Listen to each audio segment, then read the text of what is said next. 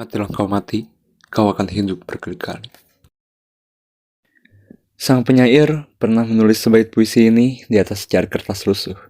Saat itu dia masih berambut panjang, menggapai pundak dan bersuara parau karena banyak berorasi di hadapan buruh. Ia menyelipkannya ke dalam sebuah buku tulis bersampul hitam dan mengatakan, itulah hadiah darinya untuk ulang tahunku yang ke-25. Sembari mengumpulkan asap rokoknya yang menggelung-gelung ke udara. Dia mengatakan aku harus selalu bangkit meski aku mati. Tetapi hari ini aku akan mati. Aku tak tahu apakah aku bisa bangkit setelah hampir 3 bulan disekap dalam gelap. Mereka membawaku ke sebuah tempat hitam. Selama 3 bulan mataku dibebat kain apak yang hanya sesekali dibuka saat aku berurusan dengan tinja dan kencing. Aku ingat pembicaraanku dengan sang penyair. Dia berkata bahwa dia tak takut pada gelap. Karena dalam hidup ada terang dan ada gelap. Ada perempuan dan ada lelaki. Gelap adalah bagian dari alam, kata sang penyair. Tetapi jangan sampai kita mencapai titik kelam. Karena kelam adalah tanda kita sudah menyerah. Kelam adalah sebuah kepahitan. Satu titik ketika kita merasa hidup tak bisa dipertahankan lagi. Aku tak tahu apakah saat ini aku sedang mengalami kegelapan atau kekelaman. Mataku dibubat, tanganku diborgol. Apakah ini gelap yang kelak menjadi pagi yang lamat-lamat mengurai cahaya matahari pagi? Atau gelap seperti sumur yang tak menyajikan dasar? Setelah lebih dari sejam kami berada di atas mobil dengan mata yang masih ditutup dan tangan terikat. Akhirnya si manusia pohon menarikku keluar mobil dan bersama yang lain menggiringku ke sebuah tempat udara terbuka.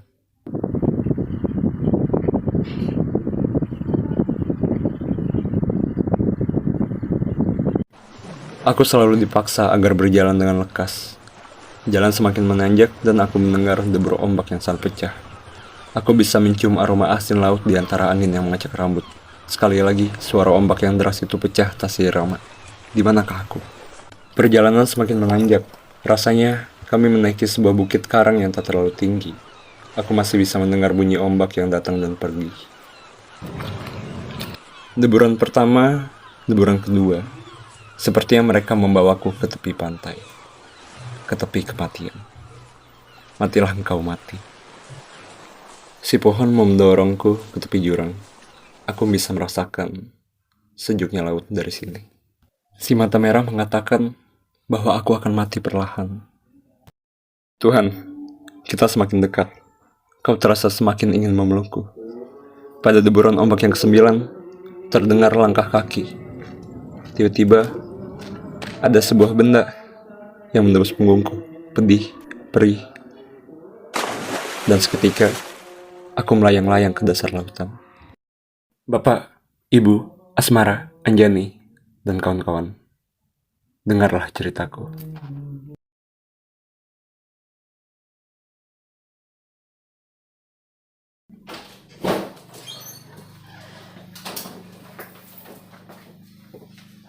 Ini ruangan lega juga nih.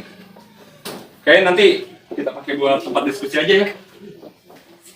Pasang tikar ya? Ya, kita ambil saja rumah ini. 6 juta setahun, lebih murah daripada Palembang.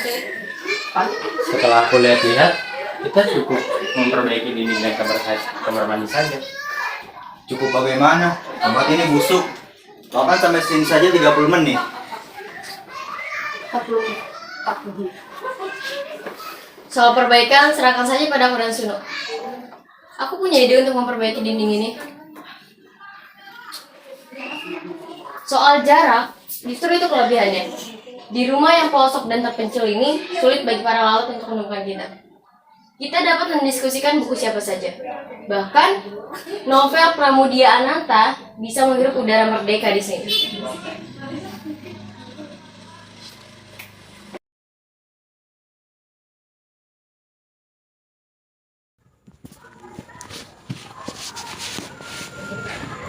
Aku bingung kenapa orang-orang di sini tuh, di negeri ini, banyak yang janji-janji doang. Kamu harus bisa membedakan mana mereka yang bermulut besar dengan mereka yang serius memperbaiki negeri ini.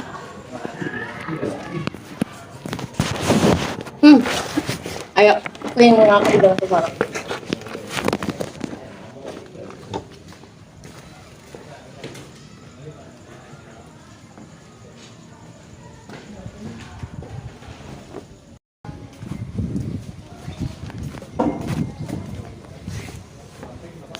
Kenalkan, dia pemimpin sekaligus pendiri organisasi anak-anak muda di sini. Arifin Bramantio. Aku mengenal begitu banyak kisah tentang pengkhianatan.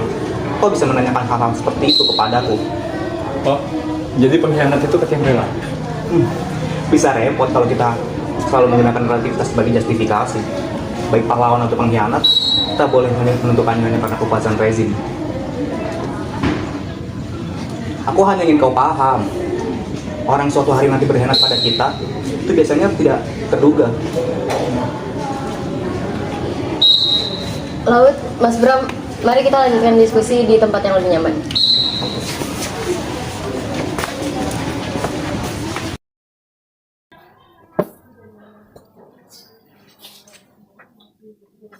Oke teman-teman, kenalkan mereka para seniman Taraka yang akan melukis dinding rumah ini.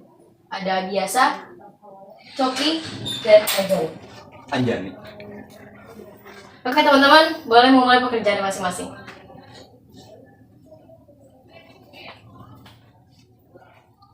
Kamu siapa? Aku Laut, biru laut namanya. Anjani. Udah kelamaan, kenakan di kamunya. Maaf ya teman saya ini kalau melihat orang yang cantik, IQ-nya turun. Sunu Diantoro, sahabat pertama yang hadir dalam hidupku. Ia yang pandai menangani karakter Daniel yang selalu berapi-api. Daniel, ngapain lo? Apaan sih? Sedangkan Daniel, dia tumbuh bersama keluarga yang sukar menerima kritik. Biar begitu, aku menyebutnya si bungsu manja, karena selalu berkomentar mengenai segala hal. Daniel. Nah, apa sih? Ini Alexa Perazon, meski tampak konyol dalam petakilan, ia anak yang baik dan sopan. Kami punya ketertarikan yang sama pada dunia fotografi. Sama, sana. Bagus, gini Rafin. Dan ini Naratama. Ia selalu mencemoh dan pesimis mengenai perkumpulan ini. Namun terkadang kata-kata yang ia berikan terdengar logis. Itu kulkas dari mana? Ada sumbangan. Katanya nanti kalau nggak nyala, tenang aja lah. Nanti juga nyala lagi. Soal Anjani, kalau bersembunyi seperti itu kapan dapatnya? Kau harus memegang erat tangannya tanpa harus melepasnya. Bisa aja lah.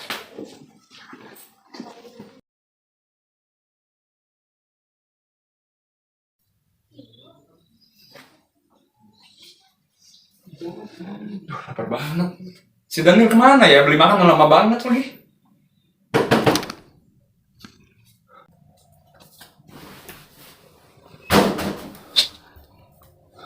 Siapa kalian? Jangan-jangan kalian yang culik Sunu juga? Gak usah banyak tanya, ikut saja.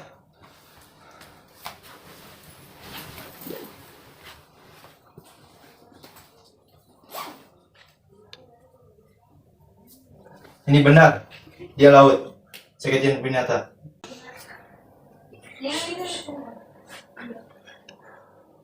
Biru laut. Kukira itu nama samaran belaka seperti Amir Zain, Jayakusuma, atau Rizal Amuba. Tapi nampaknya itu memang nama yang diberikan oleh orang tuamu.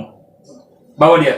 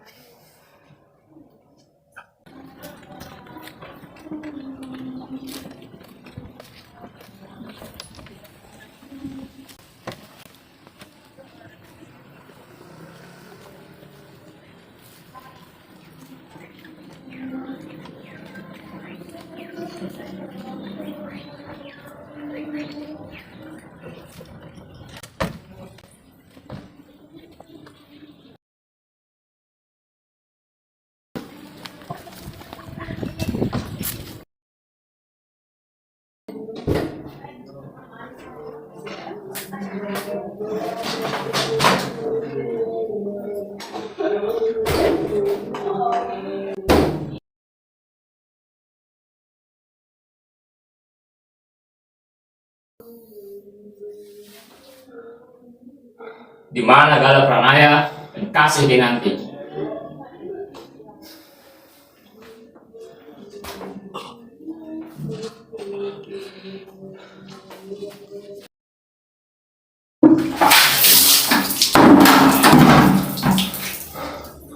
Bangun lu. Siapa yang mendirikan Winatra dan Wirasena? Siapa yang mendanai kalian?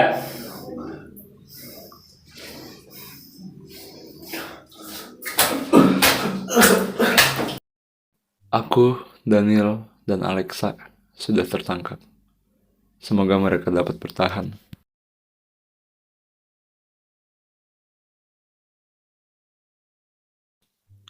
Hari itu, aku tiba tepat pukul 5 sore di depan pintu rumah, di sebuah hari Minggu. Aku berdeham, ibu dan bapak menoleh, ibu mengecilkan api kompor, sedangkan bapak langsung saja berjalan menghampiri dan memelukku erat-erat. Aku berkata, "Maaf ya Pak, Bu, jarang pulang."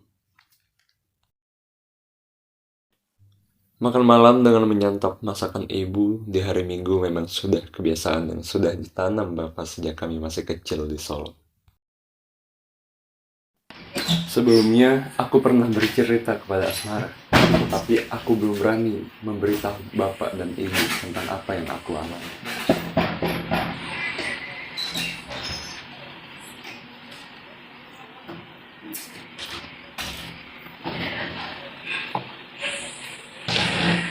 Mengapa Mas Laut tidak terus terang kepada Bapak dan Ibu? Mas, nanti kan Ibu ke Solo, pasti kan mampir ke Jogja. Kalau nanti Mas tidak ada di tempat kos, Tempat kosku masih di paling kecut kok. Belum aku tinggalkan. ya iya, tapi kan suatu saat Mas Laut harus memilih. Gak mungkin kan membiayai dua-duanya. Memangnya Mas Laut gratisan tinggal di Sayegan? Aku tidak menjawab, karena sebetulnya mulai bulan depan memang paling kecut secara resmi aku tinggalkan.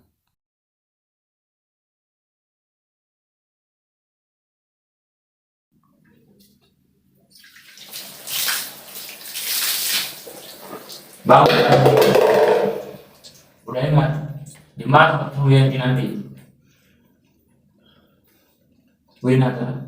Apa artinya?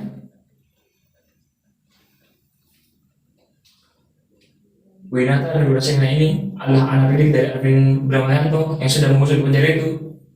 Ayolah Laut. Kita diskusi santai saja Laut. Winata. Apa artinya? Membagi secara rata. Membagi secara rata seperti ajaran komunis, begitu? Ya enggak lah.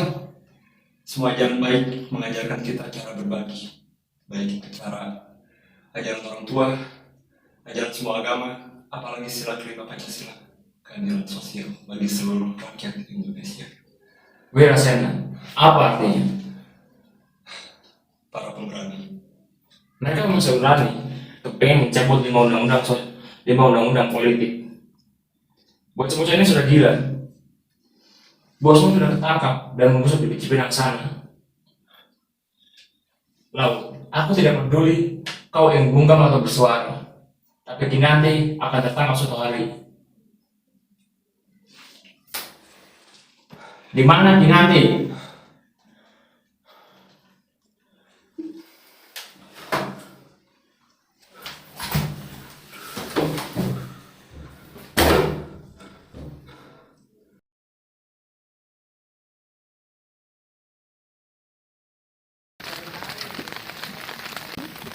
Pertama tidak ada di sini. Mana dia?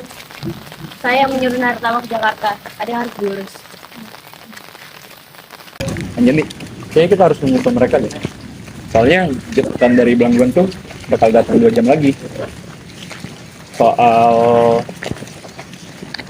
di Belangguan, kamu jangan membuka mulut tuh. Aku harus menutup mulut soal Belangguan. Mereka sudah mengikutimu sejak kamu jalan sendirian ke arah pantai. Ya, aku sudah tahu kok. Tapi aku terlalu terpesona sama matahari tadi. Kita harus kejar mereka. Kita harus berpura-pura nggak tahu kalau mereka ngikutin kita ya. Tapi mereka selalu mengikuti kita. Kayaknya sudah tahu kok. Santai Jani. Mereka tahu bahwa kita sudah tahu. Menetapkan kita di Ngawi. Tempat tanah pertanian yang akan diambil perusahaan. Gol, itu strategi Kinan. Mas Bram sama Julius yang mendampingi para petani yang ingin diintimidasi oleh aparat. Aku ingat, kayaknya antara 100 atau 200 orang. 250 sama wartawan lokal. Kita semua bersembunyi dan Julius keluar membawa megafon untuk memberikan kode dan tiba-tiba saja, boom, para petani keluar dan itu 1.000 orang. Mereka sudah menghilang.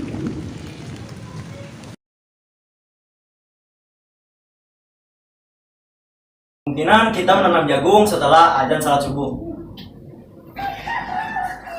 Mobil patrol. Semua merapat ke dinding. Duduk dan jangan bergerak. Jangan ada yang ke jendela.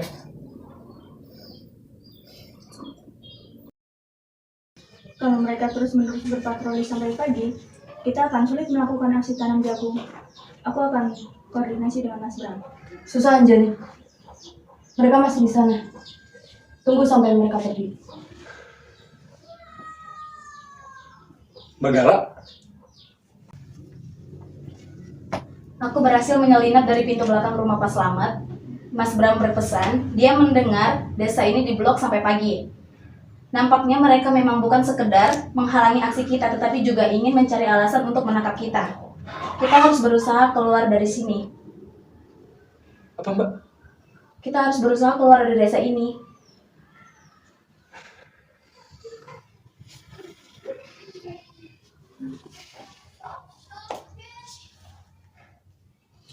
Mereka sudah mempengaruhi para petani, tapi tidak ada siapapun yang membocorkan posisi kita. Jadi, sebaiknya kita berusaha keluar dari sini. Jadi maksud Mbak, kita jauh-jauh ke sini untuk kembali pulang ke Jogja gitu? Tentu tidak. Kita akan bergerak ke Surabaya untuk ke DPRD Jatim. Ya Mbak, DPRD kan seperti sipit tank, kerjanya cuma nampung terus. Terus bagaimana kita caranya keluar dari desa ini? Kalau desa ini aja penuh tentara. Kenapa kita nggak nekat aja nanam jagung nanti subuh? Saya rasa tidak mungkin, Laut. Jangan kecewa ya. Jadi kita tetap menunggu di sini. Menunggu, jangan tetap waspada. Apa ada cara lain nggak Mbak? Subuh masih jauh soalnya. Kinan benar. Kita harus menunggu sampai penjagaan sudah mulai berkurang. Oke. Nanti bisa diantar nasional, dia tahu jagoan di kemana. Oke, Laut sekarang ikuti Bu Sumantri menuju rumah penampungan Pak Bram. Diikuti Alex, Daniel, dan Sunu. Jangan bergerombol.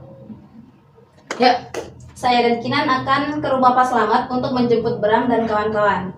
Oke? Oke. Pak, pamit ya. Ya, Pamit, Pak. ya, pamit dulu ya Pak. Masih Terima kasih Pak. Pak. Ya, silakan. Dalam keadaan gatal, lelah, kotor, Sunu selalu mampu menampilkan humor di atas situasi krisis dan gelap seperti Dan ini. lepas Dan, aku susah maju. Aduh, kayaknya aku digigit ular deh. Ular apaan?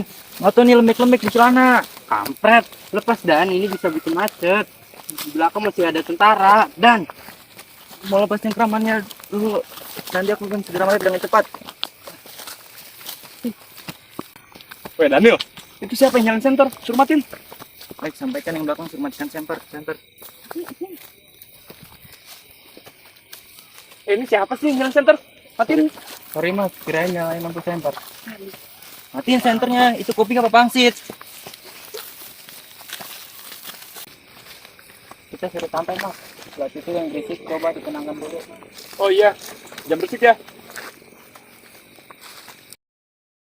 setelah hampir berjalan 1 kilometer, menjelang subuh, bus Banyuwangi Surabaya meluncur menghampiri kami. Kami semua naik ke atas bus dengan badan yang kotor.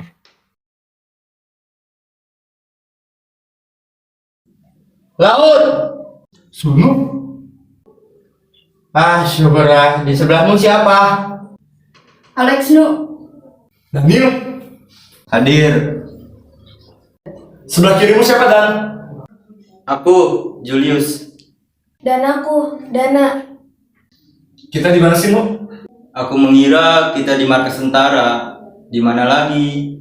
Maksudku, ini ruangan apa? Dingin, gelap, minim cahaya. Ruangan tai, bangsat, persetanan. Jing. Ini di ruang bawah, laut. Kalian bertiga diseret ke sini, mungkin setelah diajar di atas. Kinan di mana, Jo? Aku tak mendengar apa-apa tentang Kinan.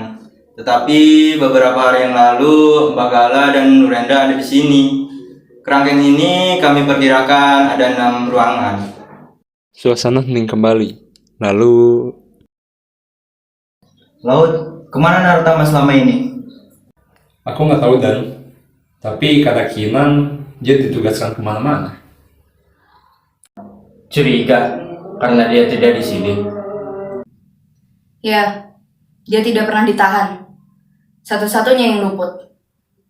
Yang tak pada tangkap banyak, bukan hanya Tama.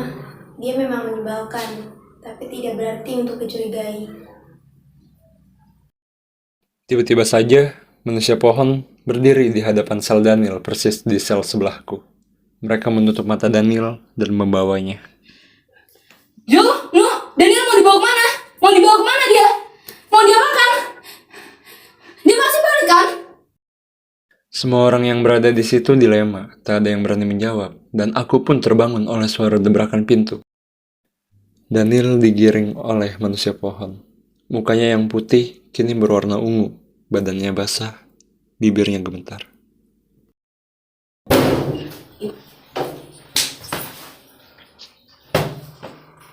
Kenakan sarung itu Dan. Ya.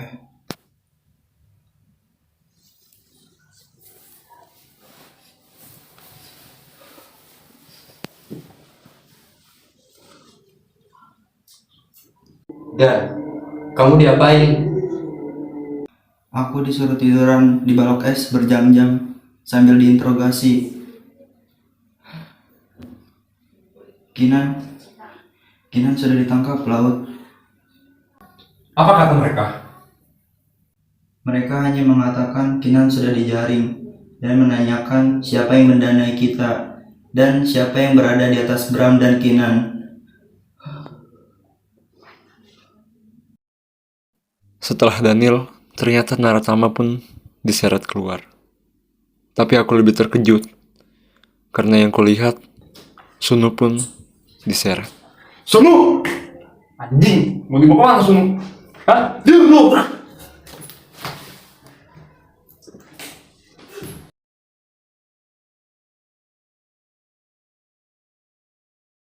Ketika kami turun di terminal Bungurasi, kami terdiam, tak bergerak.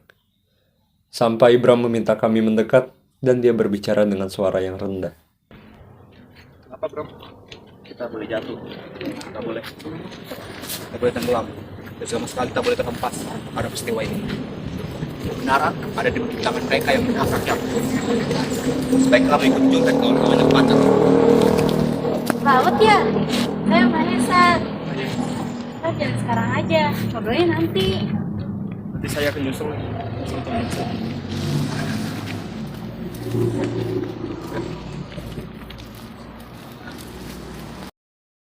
Setelah kami menikmati nasi goreng cabai rawit, kami melanjutkan obrolan. Ketika Daniel dan aku berhasil lepas dari kepungan, hal yang pertama aku lakukan adalah membuang bahan-bahan liquid dan banner-banner yang kerasa. Lantas melakukan Maesa melalui telepon umum. Jadi kalian bolos kuliah? Maesa mah bolos, aku kan tinggal skripsi. Ibu kaget mendengar Anjani ikut aksi di Belangguan. Ketika Julius menceritakan rencana itu, aku bilang kepada ibu, kami akan membantu Anjani dari Surabaya. Oh, harus ngasih lapor Mas Indra. Jadi, apa yang terjadi di terminal Bungurasi? Kami ditangkap, dibawa ke markas mereka. Kami diinterogasi. Lalu kami dibawa kembali ke terminal keesokan harinya. Dan kalian sudah menyebut kami. Kalau mukamu sampai seperti ini, aku yakin kalian bukan hanya diinterogasi. Betul Rika, aku sempat mengalami hal yang tak terduga.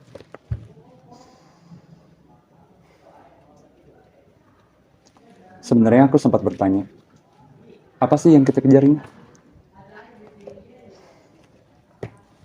Kekuatan laut, sesuatu yang jauh lebih besar, keinginan untuk terus bergerak.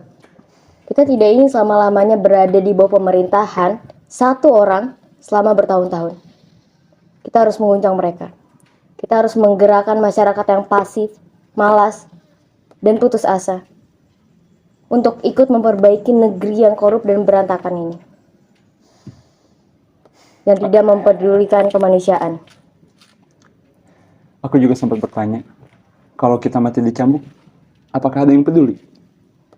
Aku tidak tahu. Ini bukan sesuatu yang pragmatis. Bukan soal berguna dan tidak berguna. Tokoh-tokoh oposisi akan muncul.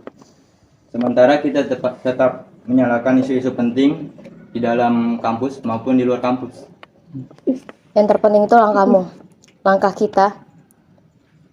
Apakah terlihat, apakah terasa? Sebuah baris dalam puisimu, sebuah kalimat pertama dalam cerita pendekmu.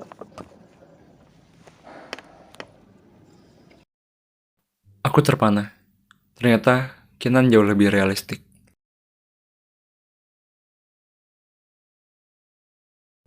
Jadi kau kejaring bersama Kinan? Ya, Kau tahu dia dibawa kemana? enggak. Sejak dijaring, kami dipisah. Lalu mobil kami terpisah. Aku nggak tahu dia dibawa kemana. Sepertinya manusia pohon, kelihatannya memang bertugas menjemput kami satu persatu. Sambil menutup mataku dan memborgolku, mereka menggiringku ke atas. Bangun lu, enak aja tidur.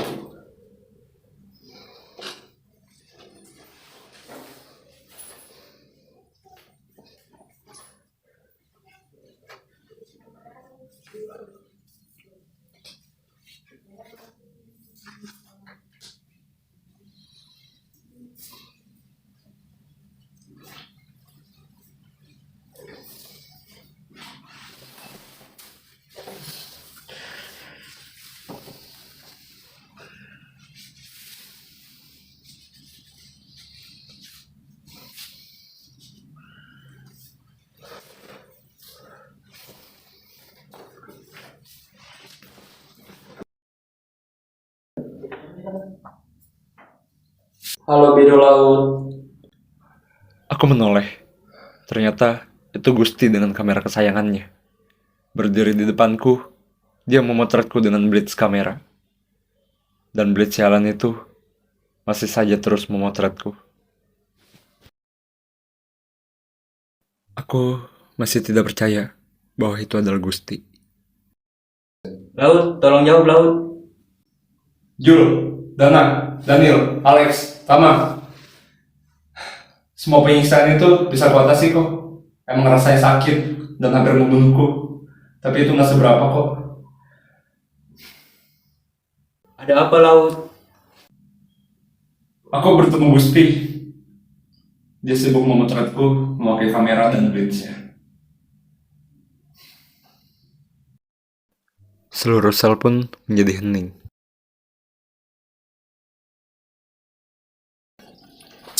Mesin faksimilnya rusak terus. Sudah, jangan marah-marah. Lagi pula kita tak ada uang untuk menggantinya. Udah, kacamatamu di tepi jendela. Oh ya? Tidak ada. Ternyata di meja. Aku ada mesin faksimil lain, kalau mau ada yang lebih baru.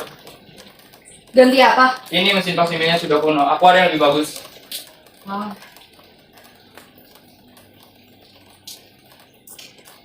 Bagus sekali. Ringkas, efektif, dan bernas. Ini sekaligus meliputi semua pembungkaman, tuntutan perubahan 5U politik, pengecaman terhadap pemberian dalam 3 media di Indonesia, penghapusan normalisasi kampus, semua tercakup di sini. Terima kasih.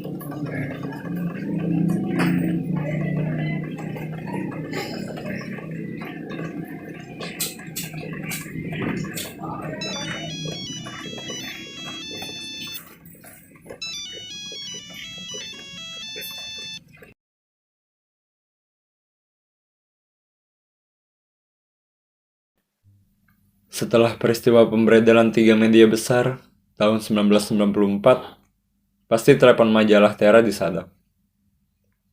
Maka aku menggunakan nama Ahmad Zen yang segera dipahami Bayu dengan cerdas.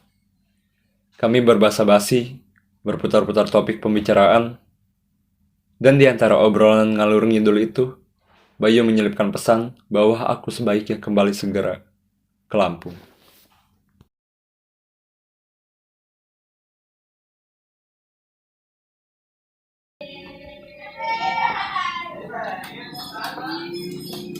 Kalian harus kembali ke area pusat, tapi pinggiran, saranku Bogor. Tidak lama kami di Lampung, kita harus pergi ke Bogor. Gusti menjemput kami di Merak, dia sudah membawa mobil kijang tuanya. Dan Julius mengantarkan kami sampai Bogor.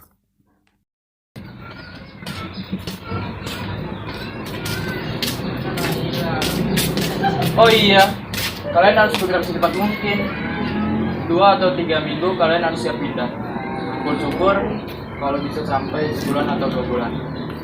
Ayo kita masuk. Ada pesan dari Asmara melalui yang Dani. Katanya cepatnya skripsinya dikirim. Dia akan berangkat ke Jogja sendiri. Jadi Asmara akan ke Jogja ya? Bilangin ke Anjani ya, udah sampai di Asmara. Aku akan berhati-hati di sini dan aku akan balik ke rumah. Duduk di atas meja makan bersama mereka, memakan gulai itu yang lagi makan ini seperti biasa. Terima kasih. Ayo.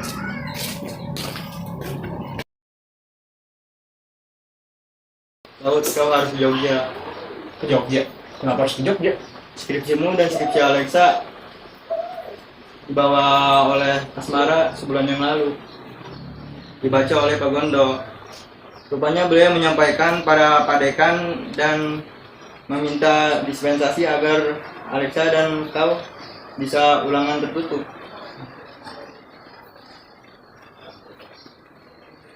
Ini tiket ke Jogja. Kau harus segera berangkat ke Jogja karena lusa adalah hari sidangmu. Itu beneran lu beliin. Masih. Sorenya, aku bersama Alexa berangkat ke Jogja. Tetapi aku mendapat pesan yang sangat mengejutkan dari Bapak. Bapak meminta aku untuk meneleponnya. Aku pun langsung menelepon Bapak. Bapak langsung mengangkatnya. Perasaanku tidak enak. Nak, ini Bapak. Dia kabarmu, Nak. Aku menahan getar di bibirku. Tiba-tiba saja aku sadar, Bapakku tidak sendirian. Dia tak pernah bertanya seperti itu. Aku kangen Bapak, Ibu, dan Mara juga. Bapak sehat? Iya, sehat, Nak. Nak, kamu di mana, Nak? Tidak jauh dari Bapak dan Ibu. Kan Bapak tahu. Nak, hati-hati ya, Nak. Pak, jangan takut. Suatu hari kita akan bertemu lagi. Tapi saya mohon maaf, harus pamit dulu. Maaf ya, Pak.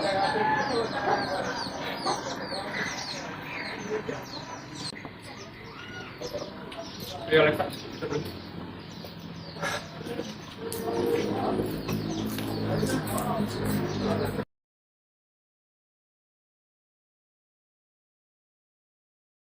Di dalam kerangkeng ini, aku hanya memiliki modal sebuah ingatan yang hangat tentang rumah di Solo dan di Jakarta. Tentang ibu dan bapak yang begitu kompak saling bersiliweran. Menambah bumbu, mengaduk gulai, atau gudeg. Atau lauk apa saja yang mereka pastikan itu kesukaanku. Ingatan ini masih sangat melekat pada diriku. Laut, Iya, kenapa? kau yakin yang kau lihat itu Gusti Suroso? Ya, tidak lain, tidak bukan.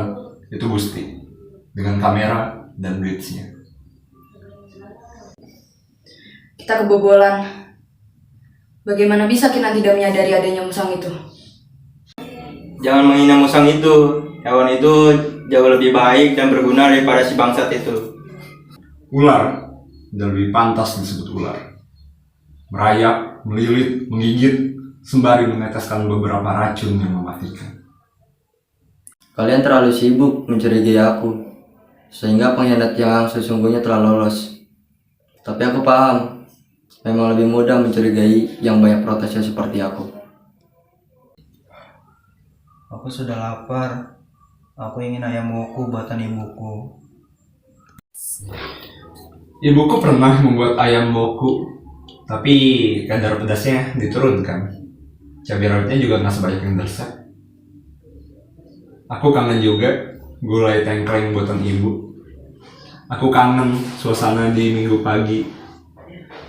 Kita masak bersama-sama, dan ayah memasang vinyl lagu The Beatles. Itu minggu yang menyenangkan sekali. Maksudmu yang menyenangkan orang-orangnya atau makanannya? Semualah. Aku sih apa saja, yang penting makanan, kopi hitam, dan kretek. Sebetulnya siapa Gusti yang kita kenal, Jul? Bapaknya bekerja di BUMN, makanya dia punya duit dan selalu menyediakan barang-barang di markas kita. Ibunya pemilik salon kecil, lalu selebihnya apa? Dia pernah keceplosan, katanya 2 minggu nggak nongol karena anak pamannya menikah. Terus? Pamannya katanya jenderal polisi. Hah? Kita nggak bisa musuhin seseorang karena pekerjaan ayahnya. Kalau begitu, kita sama aja dengan pemerintah yang sekarang kita lawan, bro. Betul. Suasana hening kembali. Kali ini, aku mencoba memikirkan kedua orang tuaku dan Anjani, dan kemungkinan besar yang terjadi padaku. Rex, Ya? kalau sampai aku diambil dan tidak kembali lagi, Alah, tai, jangan ngomong begitu. kalau sampai aku diambil dan tidak kembali lagi, sampaikan pada Asmara ya. Maafkan, aku meninggalkan dia ketika bermain petak umpet. Dia akan paham. Aku akan selalu menjaga pesan kepadanya melalui apapun yang dimiliki alam. Dan sampaikan pada Anjani, carilah kata-kata yang tidak terungkap di dalam cerita pendekku. Ya. Kali ini, aku dibawa keluar, entah kemana.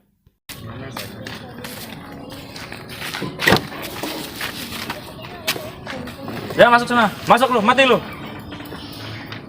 Kemana kita? Hah? Kita akan kemana? Buka tuh kain, nggak bisa dengar gue.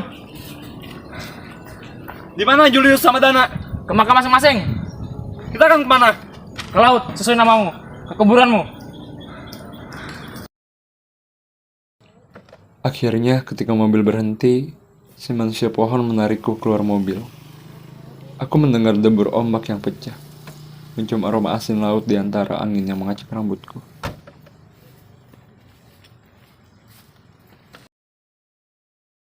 Sudah tahun kedua sejak kakak sulungku menghilang, dan biru laut tak kunjung muncul di muka pintu. Mara? Anjani sudah lama? Belum, baru sebelum Neta. Sudah minum Jani? Belum. Yaudah, aku ambil minum dulu. Aku mendengar sebuah kabar, Ma. Kenapa, Jan? Sunu, ini dari Bunda Sunu, Bu Arun. Bu Arun nyatakan, dia yakin betul, malam sebelumnya dia meninggalkan kain mori itu dalam bentuk seperti ini. Keesokan harinya sudah ada kupu-kupu, artinya Sunu mampir ke rumah. Mara, ini pasti Sunu. Karena hanya Sunu yang bisa membatik seperti ini. Mungkin ini menjadi jawaban. Mungkin saja Sunu dan Laut sebetulnya sedang tiarap menghindar dari aparat. Nah, sekarang mereka sedang memberi kode. Jani, Tapi Bu Arum sudah mengecek mereka semua, tidak ada di rumah ini. Mara, kami yakin, aku yakin Sunu dan Laut masih hidup. Mereka sedang bersembunyi. Buktinya ini. Anjani, Alex sudah memberi kesaksian resmi bahwa dia ditahan bersama Mas Sunu, Daniel, Dana, dan Naratama secara bergantian. Mereka berada di sebuah ruangan di bawah tanah, yang belakangan kita tahu itu markas besar pasukan khusus sisanya. Ya, aku tahu, tapi tidak berarti mereka mati. Komisi Orang Hilang mendata orang-orang yang belum kembali. Adalah Biru Laut, Gala Pranaya, Kasih Kinanti, Sunu Diantoro, Julius Sasongko, Narendra Jaya, Dana Suwarsa, Widi Yulianto, dan 5 orang lain lagi. Pada tanggal 23 April 1998, Aswin meneleponku pada suatu subuh. Alexa, selamat. Siang itu, memasuki akhir bulan April, Alexa Perazon berdiri di muka pintu rumahku. Aku akan bicara, Asmara. Tapi sebelum aku bicara secara resmi kepada komisi, aku berutang cerita kepadamu dan kepada kedua orang tuamu.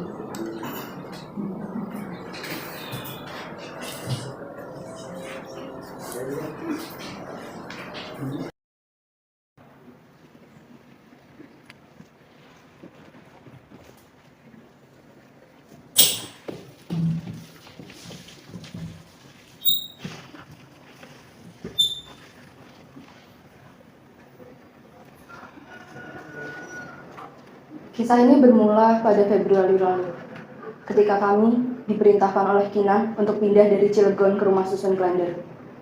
Di sana, Gusti sudah menyiapkan satu rumah susun dengan 2 kamar untuk ditempati oleh kami bertiga.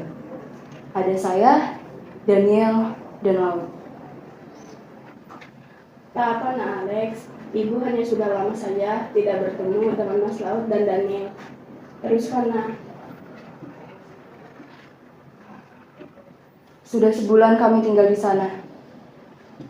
Kami diminta untuk berhati-hati. Apalagi setelah banyak teman kami yang mulai hilang. Saya yakin mereka disekap, diculik oleh para aparat itu. Kami dilarang pergi ke daerah-daerah yang banyak intelnya. Seperti YLBHI dan juga kantor-kantor lembaga swadaya masyarakat di Jakarta Pusat. Namun pada 13 Maret itu, saya memang ada acara untuk berbincang tentang referendum Timor Timur kepada beberapa kawan di sana. Laut sudah berpesan bahwa sebaiknya saya mengganti tempat pertemuan dari Jalan Diponegoro ke tempat lain yang lebih aman.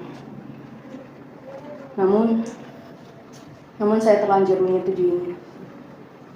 Saat itu, setelah selesai diskusi, mungkin sekitar jam 4 sore,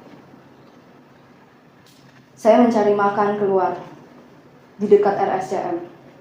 Tapi saya yakin, saya merasakan ada mobil Kijang abu-abu mengikuti dari belakang. Segera saya masuk ke halaman RSCM, menembus unit gawat darurat. Tapi kali ini mereka tidak bersembunyi secara diam-diam, mereka terang-terangan mengikuti saya. Saya berlari ke arah lantai 2, masuk ke dalam toilet umum di ujung lorong. Tapi belum sempat saya kunci toilet tersebut, mereka mendobrak masuk, memukul perut saya bertubi-tubi, menarik saya, membawa saya ke parkiran. Saya sendiri heran, kenapa tidak ada yang menyadari kehebohan itu. Berkali-kali saya berteriak, saya minta pengacara. Tapi ada saja cara mereka untuk membalikan tangan saya dan memasukkan saya ke dalam mobil tersebut. Tangan saya diikat. Mata saya ditutup oleh kain hitam. Berkali-kali perut saya, tubuh saya dipukuli habis-habisan. Berkali-kali pula mereka bertanya, di mana Kinan? Di mana Kasih Kinanti? Saya tidak menjawab, saya menjawab tidak tahu. Tapi setelah itu, mereka berkata bahwa biarkan saja dia tidak menjawab. Nanti dijawab sambil disetrum.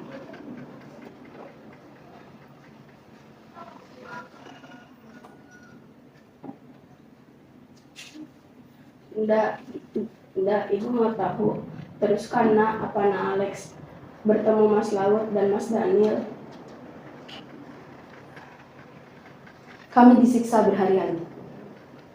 Kami tertidur dengan tangan terikat dan bangun dengan siraman air es. Lalu interogasi kemudian dimulai. Macam-macam bu siksaannya. Diikat, dipukuli, disetrum, disundut. Bahkan Bahkan saya pernah disuruh berdiri di atas balok es, direndam di dalam bak mandi,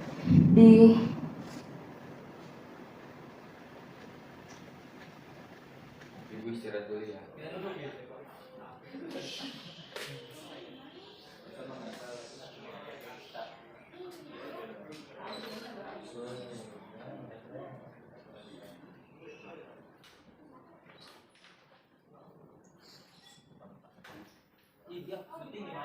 Biar Alex cerita kepada Bapak dan Mara saja, nanti kami ceritakan kembali versi ringkas kepada Ibu. Apakah kita bisa mengasumsikan mereka masih dipindahkan ke tahanan lain? Saya tidak tahu. Pola pelepasan kami semua berbeda-beda. Ada yang 3 hari, sebulan, atau bahkan tidak dilepaskan. Kami dilingkupi dengan ketidakpastian. Ketidakpastian antara kami akan dilepas atau dibunuh.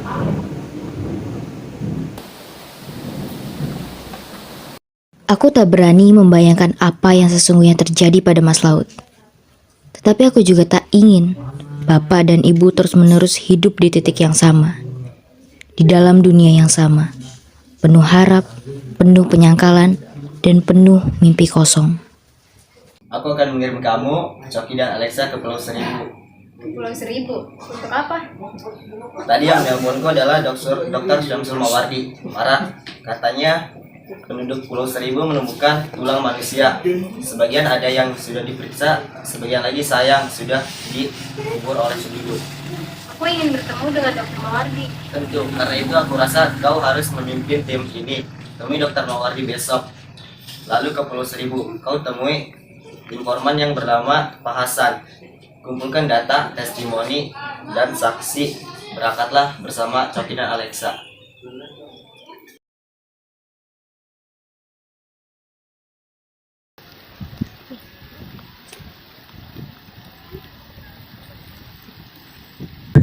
Maksudmu, kita menganggap mereka sudah mati? Ingatkah kau dermaga di Pamakayu? Kita bertemu dengan Pak Hasan ya? Iya. Jadi Dokter Mawardi itu yakin kalau itu tulang-tulang jenazah yang belum lama marah? Iya, tapi yang diperoleh dia tidak cukup untuk melakukan konklusi, dan dia diteror sebelum mempelajari tulang-tulang itu lebih dalam. Aku tersadar sekali.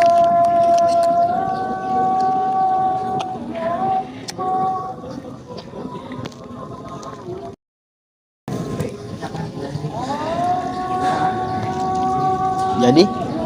Katanya dia menghentikan tugasnya untuk sementara. Sebetulnya kalau mau jujur, aku lebih suka menganggap mereka masih hidup, Mara. Aku juga, Cok. Aku juga. Aku melihat Mas Laut berkelibatan di mana-mana. Di dapur, di ruang tengah, berdiskusi dengan Bapak.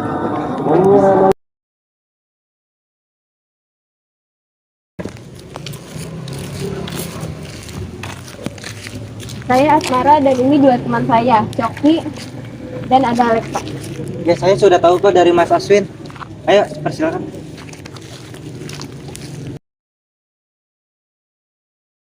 Kalian mending bermalam di rumah saya saja, lebih aman. Ayo, silakan masuk.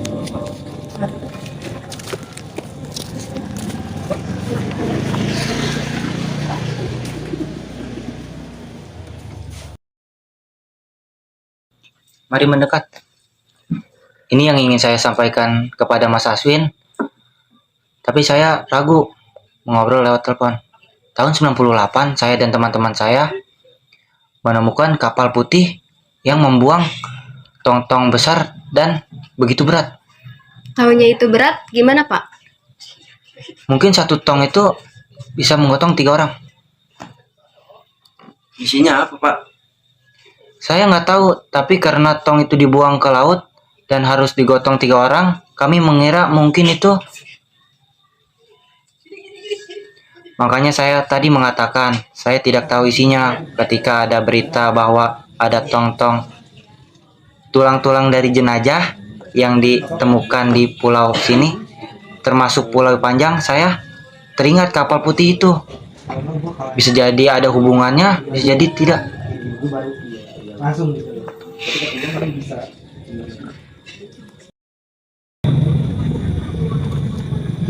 Aku yakin betul, ketika aku dikeluarkan dari sel dan dilepas, laut akan menyusul.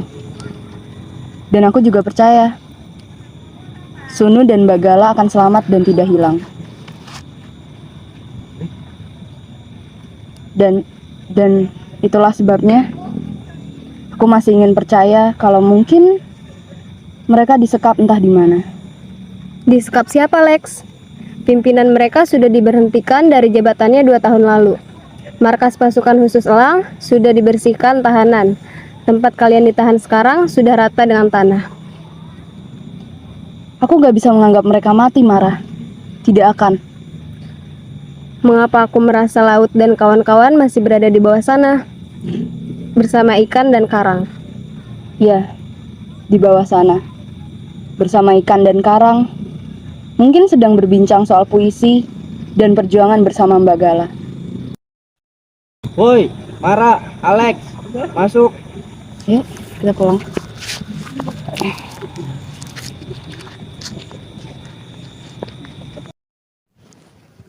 Rumah keluarga Haryadi alias Pak De Julius adalah sebuah rumah dengan arsitektur tahun 1970-an yang dikelilingi pemakaman tanah kusir. Ketika kami tiba di rumah Pak De dan Bude Julius pukul 11:30, ada beberapa wajah yang kukenal sudah duduk di halaman depan dan ruang tengah. Tiba-tiba aku merasa ada seseorang yang berdiri di muka pintu. Seorang perempuan muda yang mungkin seusiaku. Berbibir tipis yang kemudian menyebut namaku tanpa suara. Asmara.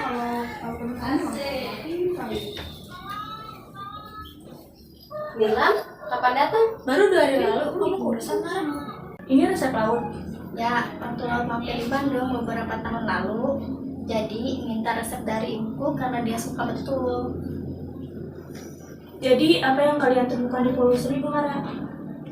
Kan ini semua alasan Pak De Julius mengundang kita semua untuk membicarakan itu, Jani. Jadi, tak ada titik terang. Lebih tepatnya tidak konklusif, karena semua tidak pasti. Aku sudah biasa dengan yang serba tak pasti dan tidak konklusif. Jani, kita semua di sini akan mencoba melakukan sesuatu, tapi kamu tidak boleh terus-menerus seperti ini. Aku tak tahu bagaimana caranya berbicara dengan mereka tanpa menjadi sedih. Tapi ini kan laporan internal. Gimana cara kita ngasih informasi ke keluarga korban tanpa mengumbar bagian yang sensitif tapi tetap komprehensif? Bagian yang tidak boleh dibagi hanya tong itu kan? Ya. Padahal tong itu belum tentu ada hubungannya dengan ini. Jadi nanti apa yang disampaikan hasil kunjungan kita ke Pulau Seribu? Ini akan menjadi momen yang sangat emosional. Kita tidak tahu apa yang terjadi dengan mereka, di mana mereka berada. Tapi semangat Julius, Laut, Sunu, Narendra, Dana, dan Kinan itu harus tetap menjadi ruh kita untuk mendorong dan terus-menerus menuntut pemerintah agar memberi kejelasan terhadap mereka yang belum kembali.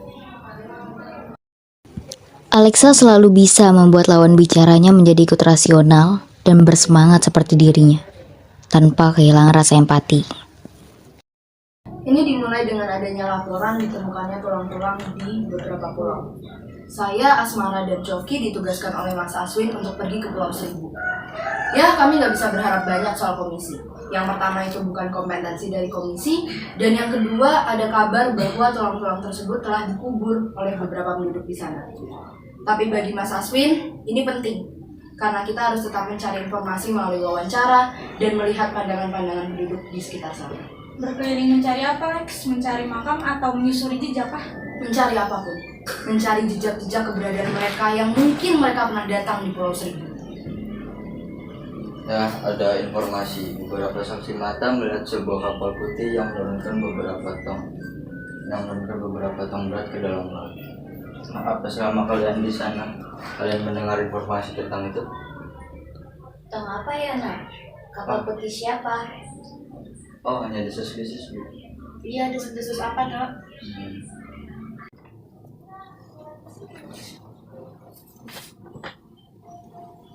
Ibu, Mbak, dan kawan-kawan, memang sebagian informasi yang kami dapat masih samar dan penuh teori. Dan kami tidak ingin informasi yang samar ini justru menghasilkan bayangan yang justru mengecewakan kita semua. Mbak Alex, terima kasih Anda sangat membantu kami, para keluarga aktivis yang telah diculik.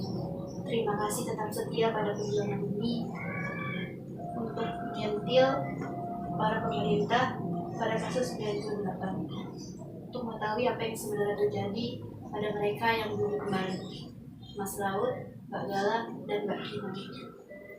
Informan kami menyampaikan informan yang disampaikan anak-anak tadi. Jadi informan Anda mengatakan ada kapal putih, lalu Dia mengatakan dia sedang melalui salah satu pulau dan jaraknya terlalu jauh. Dia dan kawannya melihat ada sejumlah orang yang menurunkan tong-tong yang terlihat berat. Setiap tong sampai digotong 3 orang.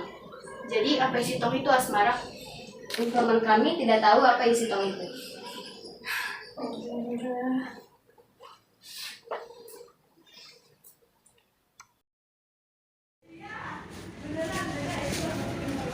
Ibumu lelah, biarkan Fadil pulang. Tadi Bude sedang memanggilkan taksi.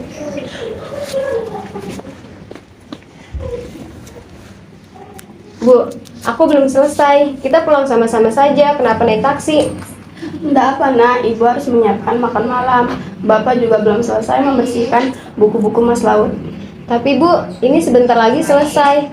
Aswin akan menjelaskan rencana kita untuk maju ke DPR langsung atau ke Presiden. Bu, Presiden kita seorang yang sangat peduli kepada hak asasi manusia. Inilah waktu yang tepat kita juga akan meneruskan surat-surat kita ke Komnas HAM agar mereka menyelenggarakan penyelidikan. Mara, kamu saja yang mewakili Bapak dan Ibu. Kenapa? Enggak, aku harus paham. Kenapa, Bu? Kan itu penting untuk menuntut pemerintah agar mereka tidak lupa karena terlindas tugas sehari-hari mereka.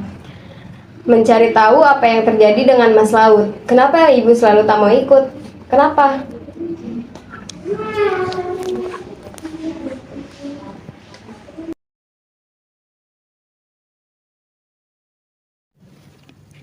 Tempat tinggal Alex adalah sebuah pavilion kecil yang terpisah dari rumah utama di kawasan Jagakarsa. Aku belum pernah mengunjungi tempat tinggalnya. Baru kali ini Alex mengirim pesan melalui telepon seluler. Jika sempat, dia membutuhkan sepasang mataku. Dia ingin aku memberikan pendapat tentang hasil cetakan foto kawan-kawan yang dihilangkan, yang akan digunakan untuk acara peringatan Hari Hak Asasi Manusia 10 Desember nanti. Permisi. Ayo masuk.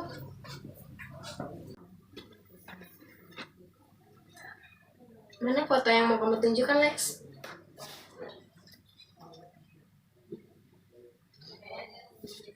Gimana menurutmu? Dari remang-remang, aku melihat mereka. Tiba-tiba saja seperti menghidupkan foto-foto hitam putih karya Alexa.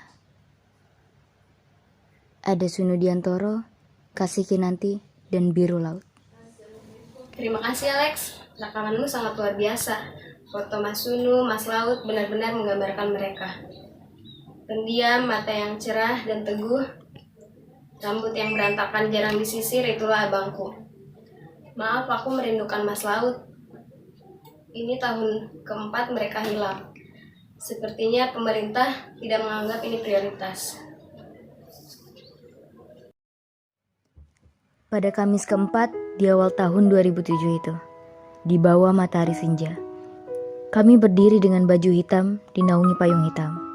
Alexa mencoba merekam para foto ibu, kakak, adik, keponakan, istri, dan kekasih yang memegang 13 foto-foto mereka yang belum kembali.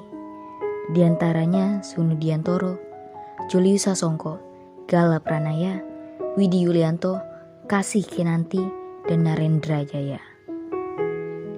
Ini sebuah langkah baru untuk ibu. Seperti Anjani, ibu perlahan telah membuka pintu jagatnya yang selama ini tertutup dan bergabung bersama kami menuntut jawaban. Aku merasa dari tempatnya yang dia sebut aman dan tentram, Mas Laut dan mungkin juga Bapak sedang tersenyum memperhatikan kami semua. Alex datang dan menyusulku dan memegang pipiku dan mengusap-ngusap air mataku.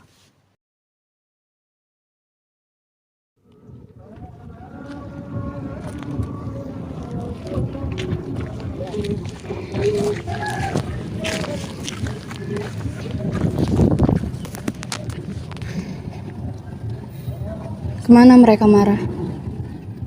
Kembali ke dalam kepompong, karena di sana ada Mas Laut lengkap dengan kenangan. Di hadapan laut, di bawah matahari, Asmara, adikku. Saat ini aku berada di perut laut, menunggu cahaya datang. Ini sebuah kematian yang tidak sederhana. Terlalu banyak kegelapan, terlalu penuh dengan kesedihan. Kegelapan yang kumaksud adalah karena kau tak tahu aku berada di sini dan mencari-cari di mana aku berada. Karena itu, bayangkan saja namaku laut, di sanalah tempatku. Di dasar yang gelap, sunyi, diam, dan tanpa suara. Adapun kesedihan yang kumaksud, karena kita tak akan lagi bisa bersama-sama. Paling tidak untuk waktu yang lama. Tetapi aku yakin, kau akan selalu mendengar suaraku, perlawananku. Di sini, aku ditemani serombongan ikan kecil, ikan besar, dan ikan pari yang bersayap, yang merupakan sahabat sejati. Asmara adikku, aku menyayangimu. Kau dengan segala kemarahanmu padaku, karena aku sering meninggalkanmu, juga menyayangiku. Hanya kepadamu aku bisa meminta tolong untuk meyakini Bapak, Ibu, dan Anjani. Beberapa pesan yang harus mereka dengarkan dan jalankan. Sampaikan pada Ibu, Bapak, dan Anjani, jangan hidup di masa lalu, di saat aku masih menjadi abangmu yang jahil dan sering membuat dapur Ibu berantakan. Jangan terjebak pada kenangan yang membuat kalian semua tak bisa meneruskan hidup. Kepada Bapak, katakan padanya, sumbangkanlah buku-buku milikku ke perpustakaan sekolah yang membutuhkannya. Sampaikan kepada Ibu bahwa beliau adalah koki terhebat yang pernah kukenal. Semua bumbu dan resep kupelajari darinya, dan jangan pernah berhenti menciptakan resep baru, seperti halnya jangan pernah berhenti memulai hari baru tanpa aku. Yang terberat adalah menyampaikan pesan ini kepada Anjani. Aku mencintainya sepenuh hati. Kalau saja usiaku lebih panjang, dialah perempuan yang kuinginkan untuk bersama-sama. Asmara, kukirimkan semua pesan ini melalui sayap-sayap ikan pari, melalui bunyi rintik hujan ketika menyentuh tanah, dan melalui bunyi kepak burung gereja yang hinggap di jendelamu. Aku yakin kau akan bisa menangkap pesanku, membaca ceritaku, dan aku percaya kau akan menceritakan kisahku kepada dunia. Kakakmu, sahabatmu, Biru Laut Wibisana. Matahari menumpahkan seluruh cahayanya, hingga permukaan laut di hadapan kami bagaikan kepingan perak yang bergelombang. Aku mengusap foto itu, sembari mengucap doa dan berlinang air mata. Setelah itu, ku lepas mereka ke tengah laut, menyusul karangan bunga kawan-kawannya. Karangan bunga tersebut perlahan menjauh dari kami yang berdiri di pinggir, seperti mengucapkan selamat jalan pada serombongan anak tercinta. Tahun sudah berganti memasuki 2008. Hilangnya Mas Laut dan kawan-kawan sudah diramaikan media, diangkat sebagai drama dan musik. Kami percaya pada kedalaman dan kesunyian laut, dan kami percaya pada terangnya matahari. Kami juga percaya Mas Laut, Mbak Gala, Sunu, Kinan, dan kawan-kawan yang lain akan lahir berkali-kali. Jakarta, 7 September 2017.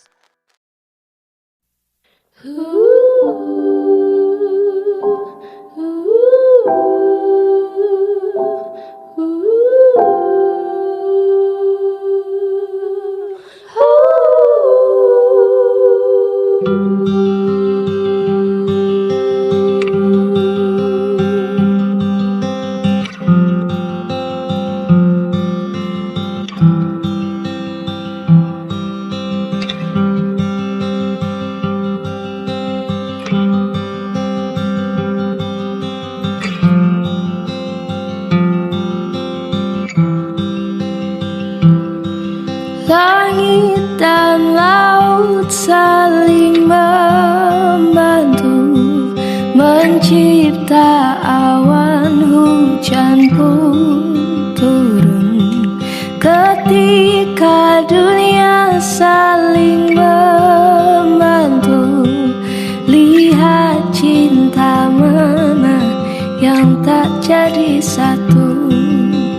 Kau memang manusia, sedikit kata. Bolehkah aku yang berbicara? Kau memang manusia, tak kasat rasa. Biar aku yang mengembara.